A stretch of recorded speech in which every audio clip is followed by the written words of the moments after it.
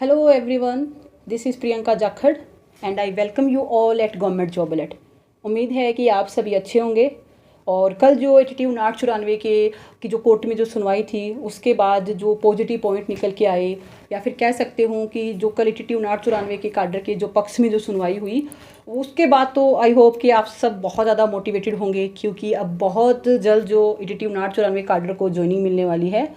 तो इसी के साथ देखिए काफ़ी कैंडिडेट की अभी भी क्वेरी थी। हालांकि मैंने एक वीडियो आपके साथ शेयर की थी जिसमें मैंने जो भी कल हाई कोर्ट में हुआ वो सब मैंने आपको बताया कि किस तरह से जजेस का माइंडसेट था, किस तरह से पक्ष रखा गया, सब कुछ मैंने उस वीडियो में आपको बताया। फिर भी देखिए काफ़ी अभी भी कैंडिडेट के माइंड में डाउट है कि जो डिसीजन है वो रिजर्व रखा गया है, इसका क्या मतलब है, अब आगे की प्रोसेस जो है वो कब स्टार्ट की जाएगी, और जो कैंडिडेट को ज्वाइनिंग कब तक दी जाएगी, कैसे दी जाएगी। इस तरह के बहुत से अभी भी डाउट है जो कैंडिडेट के माइंड में है। तो आज की इस वीडियो में हम इन सभी डाउट के ऊपर भी डिस्कस करेंगे, और इसके साथ ही देखिए कुछ ऐसे पॉइंट भी है जो कि कल कोर्ट में डिस्कस किए गए, या फिर मैं कह सकती हूँ कि जो कल कोर्ट में रखे गए, जो मुझे लगता है कि ETT 5994 के हर एक उस कैंडिडेट को पता होनी चाहिए जिसने एग्ज़ाम दिया है या फिर जो पिछले 1 साल से अपनी ज्वाइनिंग का वेट कर रहा है। क्योंकि कुछ ऐसे पॉइंट है जो कि मेरे लिए तो काफ़ी सरप्राइजिंग थे, जो कह सकती हूँ मुझे तो काफ़ी अजीब लगे सुन के, या फिर कहे तो बहुत ज़्यादा हैरान कर देने वाले थे। अब मैं आपके साथ ही वो पॉइंट मैं शेयर करूँगी, और उसके बाद देखिए मैं आपसे भी रिक्वेस्ट करूँगी कि आप भी अपने जो व्यू पॉइंट्स है वो ज़रूर इसके बारे में बताइएगा। तो जैसा कि देखिए मैंने आपके साथ जो भी कल हाई कोर्ट में हुआ वो सब मैंने आपके साथ शेयर किया। तो सबसे पहली बात तो देखिए मैं बात करती हूँ कि जो पिटिशनर के जो एडवोकेट थे विकास चतुर्वेदी, उन्होंने बहुत ही बखूबी तरीके से अपना जो पक्ष रखा। उन्होंने ऐसे बहुत सारे पॉइंट जो लेके आए जो कि बहुत ज़्यादा कह सकते हो अपने केस को स्ट्रॉन्ग करने के लिए थे। इवन मैं स्टार्टिंग में तो देखिए जो भी वो केस लेके आ रहे थे मैं उन्हें नोट डाउन कर रही थी कि ये केस है, ये केस है, इस तरह से। बाकी उसके बाद देखिए एक हद ही हो गई, उन्होंने इतने सारे वो केस लेके आए थे डिफरेंट डिफरेंट स्टेट से, जम्मू कश्मीर, हिमाचल, हरियाणा, पंजाब, पता नहीं कहाँ कहाँ से। उसके बाद तो देखिए मैंने भी उन्हें नोट करना बंद कर दिया कि अब तो नहीं हो सकता, ये तो बहुत ज़्यादा केसेज है। बाकी देखिए इसके अलावा एक पॉइंट बहुत ज़्यादा उन्होंने फोकस करने की कोशिश की, जब उन्हें ये लगा कि अब उनका जो केस है वो वीक होता जा रहा है, मतलब कहीं ना कहीं जब उन्हें लगा कि उनका जो केस है या फिर जो उनके पॉइंट है वो अच्छे से पेश नहीं हो पा रहे, तो उन्होंने एक मुद्दा फिर से उठाया, वो था तेज प्रकाश का। और देखिए ये तेज प्रकाश का जो केस है, क्या पूरा मुद्दा है, इसके रिगार्डिंग मैंने आपसे साथ वीडियो भी शेयर की थी। इवन हाई कोर्ट में भी इसके रिगार्डिंग काफ़ी ऑर्डर जारी किए गए हैं कि ETT 5994 और तेज प्रकाश केस के बारे में। तो अब देखिए उस टाइम काफ़ी लोग बोल रहे थे कि तेज प्रकाश का तो कोई भी लिंक नहीं है, शुरुआत से ही कोई लिंक नहीं था 82/94 के साथ, आप ऐसे ही वीडियो बना रहे हो, आपको नहीं पता। तो देखिए कल जो विकास अत्र थी उन्होंने फिर से यही पॉइंट रखा कि तेज प्रकाश का जो केस का डिसीजन है वो अभी तक नहीं आया। तो कहीं ना कहीं उनका मेन फोकस था कि कहीं ना कहीं अभी भी इस डिसीजन पे स्टे लगाया जाए। पर ये कह सकते हैं कि कल पूरे 82/94 काडर की जो किस्मत ही मैं कहूँगी वो बहुत अच्छी थी। कहीं ना कहीं जजेस का जो माइंड सेट था वो फ्रॉम द वेरी स्टार्टिंग से ही काफ़ी पॉजिटिव था। वो कहीं ना कहीं ये चीज़ पहले से डिसाइड करके आए थे कि आज तो मुझे 82/94 पे फाइनल डिसीजन देना है, मुझे आज इस केस का निपटारा करना है। इसी वजह से जज साहब ने बिल्कुल भी इस केस पे कोई भी स्टैंड नहीं लिया। अदरवाइज़ देखिए अगर कल फिर से अगर कोई इस पर कोई स्टैंड ले लिया जाता तो आपको ही पता है कि क्या होता आगे इस रिक्रूटमेंट का। क्योंकि जो तेज प्रकाश का जो केस है वो पिछले मोर देन 10 ईयर्स हो चुके उस केस को चलते हुए, और अभी तक उस पर कोई डिसीजन नहीं आया। तो अगर उससे लिंक कर दिया जाता इसे फिर से, तो उस रिक्रूटमेंट का आगे क्या हाल होता है ये आप अपने आप से समझ सकते हो, क्योंकि पिछले 1 साल से यही चल रहा है। उसके बाद देखिए कुछ ऐसे पॉइंट्स भी थे जो देखिए डिपार्टमेंट की तरफ से थे। जो आपको सबको पता है कि पिछले 1 महीने से जो ETT 5994 काडर के जो कैंडिडेट है वो बहुत ज़्यादा एफर्ट्स लगा रहे थे कि जैसे तैसे करके जो AG साहब है उन्हें कोर्ट में पेश होने के लिए बोला जाए, कि वो आए कोर्ट में और काडर का पक्ष रखे। इसके लिए देखिए काफ़ी बार उन्हें आश्वासन भी दिए गए कि हाँ बिल्कुल AG साहब आएंगे। पर मैं देखिए आपको क्लियरली बता देती हूँ, कल ETT 5994 के कोर्ट केस में AG साहब पेश नहीं हुए। अब आप इसी से अंदाज़ा लगा सकते हो कि जो पिछले 1 महीने से जो काडर इतना ज़्यादा एफर्ट्स लगा रहा था कि कैसे ना तैसे करके AG साहब को कोर्ट में पेश किया जाए, तो उसके बाद जो कोर्ट में वो नहीं आए। डिपार्टमेंट का क्या इंटरेस्ट रहा होगा इस रिक्रूटमेंट के लिए, या फिर कोर्ट का क्या जो सरकार का क्या रिस्पॉन्स रहा है। इसके अलावा देखिए जो DAG सर थे वो कोर्ट में प्रेजेंट थे, उन्होंने अपने कुछ पॉइंट्स रखे। हालांकि उनके किसी भी पॉइंट से मुझे तो नहीं लगा कि कोई सेटिस्फैक्ट्री पॉइंट था, और इवन जज साहब की तरफ से भी कोई भी एक सेटिस्फैक्ट्री रिस्पॉन्स नहीं मिला। उन्होंने काफ़ी पॉइंट रखे, अपनी तरफ से कोशिश की उन्होंने, बाकी कहीं ना कहीं वो एक बार भी किसी भी पॉइंट से जज साहब को सेटिस्फाई नहीं कर पाए। और इसके अलावा देखिए कुछ एक ऐसे पॉइंट भी हुए जो मुझे तो काफ़ी हैरान कर देने वाले थे। जैसे जज साहब ने जो डिपार्टमेंट के जो वकील थे उनसे एक कॉमन सा क्वेश्चन उन्होंने पुट किया कि what is the education qualification of group D employ, यानी कि क्लास 4th एम्प्लॉय, यानी कि एक पीएल लगाने के लिए एजुकेशन क्वालिफिकेशन क्या होती है, मतलब क्या क्वालिफिकेशन है आपके पंजाब में। तो सबसे पहले तो देखिए जो डिपार्टमेंट के जो वकील थे वो स्टार्टिंग में तो कुछ सेकंड के लिए तो बिल्कुल मतलब उनकी तरफ से कोई रिस्पॉन्स नहीं था, शायद उनको उस टाइम तक कुछ आइडिया नहीं रहा होगा। उसके बाद उन्होंने एकदम से इन्होंने रिस्पॉन्स दिया कि ग्रेजुएशन। तो अब ये सोचने वाली बात है कि आप टीचर रख रहे हो 12th पास को, यानी जो ईडीटी टीचर है वो एट द एंड 12th पास ही है, 12th पास को आप टीचर रख रहे हो और ग्रेजुएट को आप पीएन रख रहे हो। ये मतलब कैसा मतलब रूल है ये, आप भी थोड़ा सा इसके बारे में रिस्पॉन्स दीजिएगा कि क्या क्वालिफिकेशन वगैरह है। बाकी ये उनकी तरफ से रिस्पॉन्स था। बाकी देखिए मैं मानती हूँ शायद उनकी भी गलती नहीं है। इसका रीज़न है आप डिफरेंट स्टेट्स में देख सकते हो जहाँ पे पिछले कुछ सालों में बहुत सारे ग्रुप डी की रिक्रूटमेंट की गई है, पर अगर हम यहाँ पे पंजाब में देखें तो पिछले कुछ सालों में तो एटलीस्ट मैंने तो कभी नहीं सुनी कि इतने कोई बड़े लेवल पे ग्रुप डी की रिक्रूटमेंट हुई है। और अगर हुई भी है कहीं पे तो देखिए ज़्यादातर बैकडोर एंट्री हुई है। बाकी देखिए ये सब आपको ही पता है कि कैसे क्या कुछ होता है, खैर इसके बारे में हम ज़्यादा जिक्र नहीं करेंगे, बाकी आपको सबको पता है। उसके बाद देखिए जो झांसी सर थे उन्होंने काफ़ी अच्छे से पक्ष रखा, उन्होंने काफ़ी अच्छे से पैरवी की, बट उनके भी कुछ एक पॉइंट ऐसे थे जिनसे शायद जज साहब एग्री नहीं थे, कहीं ना कहीं वो शायद उन पॉइंट्स को अच्छे से एक्सप्लेन नहीं कर पाए। उसके बाद देखिए मेन जो कंसर्न था वो था कि जो जितेंद्र पाल सर थे, जो एडवोकेट थे काडर की तरफ से, उन्हें अभी 2 या 3 दिन पहले ही हायर किया गया। उन्होंने काफ़ी अच्छे से पक्ष रखा और कह सकती हूँ कि कल उन्होंने काफ़ी अच्छे से ऐसी पैरवी की जिसकी वजह से आज जो TTU 994 काडर की रिक्रूटमेंट है वो सेफ़ हो पाई है। और इसी में देखिए कुछ एक पॉइंट काफ़ी अजीब कह सकती हूँ निकल के आया।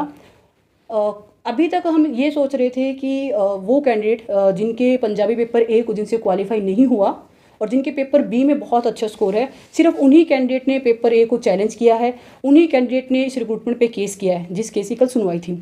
पर देखिए कल कोर्ट में ये बात भी रखी गई कि ऐसे कैंडिडेट जिनका पंजाबी पेपर ए क्वालिफाई है, यानी पंजाबी पेपर ए पास है उनका और पेपर बी में उनका स्कोर कम है, यानी कि उनको उनकी डॉक्यूमेंट वेरिफिकेशन नहीं हुई, उनको पता है उनका फाइनल सिलेक्शन नहीं होगा, उन कैंडिडेट ने भी इस रिक्रूटमेंट पे केस किया हुआ है कि पेपर ए को कैंसिल किया जाए।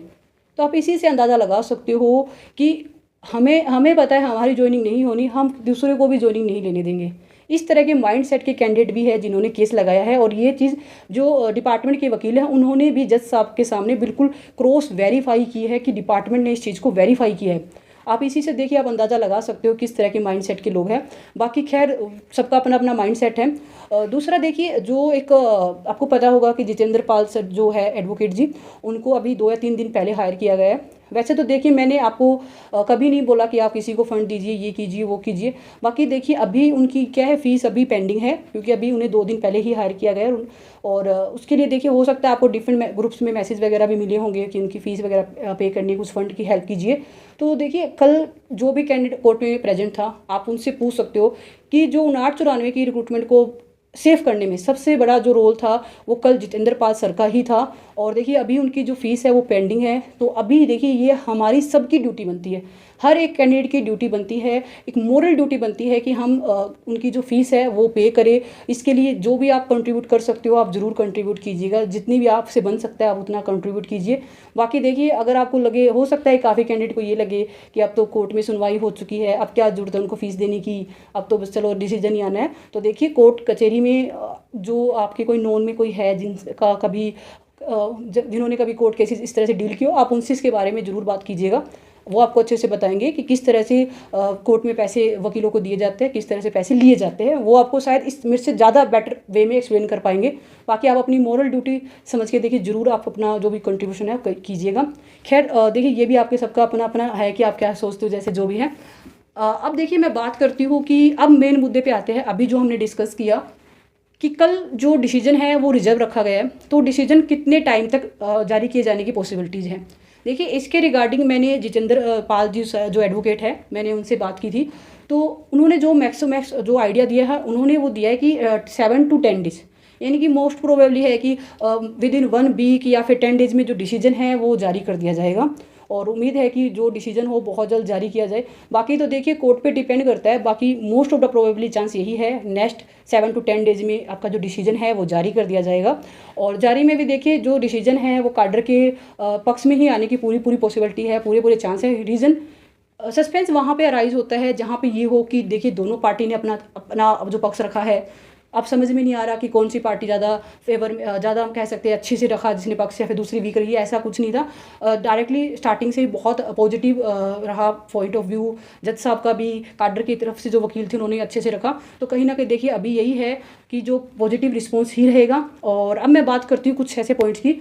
सबसे पहली बात तो जो माइंड में कैंडिडेट के है कि जो रिजर्वेशन के रिगार्डिंग कि क्या पेपर ए में रिजर्वेशन दिया जाएगा, तो देखिए इसके बारे में आपको बिल्कुल क्लियरली बता देती हूँ। जज साहब ने स्टार्टिंग से ही इस पॉइंट को बिल्कुल रिफ्यूज़ कर दिया। मतलब रिजर्वेशन के रिगार्डिंग उन्होंने मतलब पहले से ही उनके माइंडसेट में था कि रिजर्वेशन नहीं दिया जाना चाहिए। और उन्होंने खुद से एक लाइन मेंशन की कि यू कांट डिमांड रिजर्वेशन, आप डिमांड नहीं कर सकते इस तरह के रिजर्वेशन को। और जो रिजर्वेशन जिस तरीके से दिया जाना चाहिए था वो दिया गया है, तो आप यहाँ पे रिजर्वेशन के लिए तो कोई पॉइंट नहीं बचता है, तो रिजर्वेशन नहीं दिया जाएगा। सेकंड पॉइंट कि क्या पेपर ए कैंसिल होगा, तो देखिए ऐसा कुछ भी नहीं होगा। एटलीस्ट जो कल जो सुनवाई हुई है उससे तो 100% यही है कि पेपर ए कैंसिल नहीं होगा।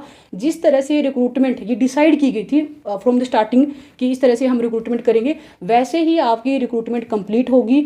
आप कैंडिडेट को पेपर ए क्वालिफाई करने के बाद ही कैंडिडेट की पेपर बी के अकॉर्डिंग मेरिट बनेगी। और जिस तरह से अभी डॉक्यूमेंट वेरिफिकेशन हुई है उसी के बिहाफ पे आपका जो फाइनल रिजल्ट जारी करके डॉक्यूमेंट जो ज्वाइनिंग है वो दी जाएगी। नेक्स्ट बात करते हैं कि ज्वाइनिंग कब तक होगी। देखिए जो हाई कोर्ट ने अभी क्या अपना डिसीजन जारी कर देना है, उसके बाद ये टोटली डिपार्टमेंट पे डिपेंड करेगा कि आपकी ज्वाइनिंग कब तक होगी। आपको ज्वाइनिंग डिपार्टमेंट देगा, ना कि कोर्ट। कोर्ट सिर्फ ऑर्डर जारी करेगा कि इसे इन कैंडिडेट को ज्वाइनिंग दे दी जाए। अब इस पर कोई भी स्टे नहीं है। अब देखिए अब डिपार्टमेंट पे ही डिपेंड करेगा, तो डिपार्टमेंट डिसाइड करेगा कि वो आपको ज्वाइनिंग कब दे। क्योंकि इससे पहले अगर मैं बात करूँ ETT 23 की, तो देखिए वहाँ पे भी हाई कोर्ट का ऑर्डर आ चुका है कि कैंडिडेट को ज्वाइनिंग दी जाए, और उसमें भी मोर देन 3 मंथ्स हो चुके हैं और अभी तक कैंडिडेट की ज्वाइनिंग नहीं हुई है। अब डिपेंड करेगा कि ETT 5994 की रिक्रूटमेंट को डिपार्टमेंट किस तरह से डील करते हैं। अगर डिपार्टमेंट का इंटरेस्ट हुआ कि हमें तो बस रिक्रूटमेंट कंप्लीट करनी है, तो बहुत जल्द जैसे डिसीजन आएगा उसके कुछ दिनों के अंदर ही कैंडिडेट को ज्वाइनिंग दी जा सकती है। बाकी टोटली जैसे मैंने आपको बोला कि डिपार्टमेंट पे डिपेंड करेगा कि डिपार्टमेंट इस चीज़ को किस तरह से लेता है। बाकी देखिए उम्मीद है कि आपके जो भी डाउट्स थे रिक्रूटमेंट के रिगार्डिंग वो डाउट सभी क्लियर हो पाए होंगे। और इसके अलावा देखिए एक कट ऑफ के रिगार्डिंग भी बहुत ज़्यादा क्वेरी आती है कैंडिडेट की, मैम कट ऑफ पे वीडियो बनाइएगा। देखिए कट ऑफ के रिगार्डिंग मैं आपके साथ डेफिनेटली एक वीडियो शेयर करूंगी कि कट ऑफ कितनी जा सकती है। और इससे पहले देखिए जो जो इस चैनल से काफ़ी टाइम से जुड़े हुए हैं उन्हें तो अच्छे से पता है इस बारे में। बाकी जो न्यू है मैं उनको बता देती हूँ कि मैंने एक वीडियो आपके साथ शेयर की थी जब डॉक्यूमेंट वेरिफिकेशन के लिए आपकी कोई लिस्ट भी नहीं आई थी कि आपकी डॉक्यूमेंट वेरिफिकेशन इतनी कट ऑफ वगैरह नहीं आई थी। उससे पहले मैंने आपके साथ वीडियो शेयर की थी कि आपकी कट ऑफ क्या रहेगी फॉर द डॉक्यूमेंट वेरिफिकेशन। और जो मैंने आपको कट ऑफ बताई थी सेम उसी कट ऑफ पे आपकी डॉक्यूमेंट वेरिफिकेशन हुई है। तो अभी भी जो मैं आपके साथ कट ऑफ की जो वीडियो शेयर करूंगी ज्वाइनिंग के लिए, वो भी मैं आपके साथ बिल्कुल एक्यूरेट ऑथेंटिकेटेड मैं कट ऑफ की वीडियो आपके साथ बहुत जल्द शेयर करूंगी। बस थोड़ा सा मुझे भी टाइम दीजिएगा ताकि मैं अच्छे से एनालाइज कर पाऊँ। बाकी उम्मीद है कि अभी जो भी आपके डाउट है वो डाउट क्लियर हो पाए होंगे। और अभी भी देखिए अगर आपके माइंड में कोई भी किसी तरह का भी डाउट है, किसी भी तरह की कोई भी परेशानी है कि अब ये हो गया वो है, तो उसके रिगार्डिंग भी आप नीचे कमेंट बॉक्स में कमेंट कर सकते हो। मैं ट्राई ज़रूर करूँगी कि आपके जो भी डाउट है वो क्लियर हो पाए। और बाकी देखिए आप सभी से अब मेरी रिक्वेस्ट है कि अब जो डीमोटिवेशन का जो इन्वायरमेंट था वो जा चुका है, बिल्कुल मोटिवेट रहिए। अब बहुत अच्छा होगा, बहुत जल्द काडर को ज्वाइनिंग दी जाएगी और बहुत जल्द आप स्कूल में ज्वाइन करोगे एज ए टीचर। और सभी कैंडिडेट को many many congratulation again. I hope ये वीडियो आपके लिए इन्फॉर्मेटिव रही होगी। अगर आपको लगा कि इस वीडियो से आपको कोई भी अच्छी इन्फॉर्मेशन मिली है तो इस चैनल को जरूर सब्सक्राइब करें और वीडियो को भी जरूर लाइक करें। Wish you all the best. Thank you.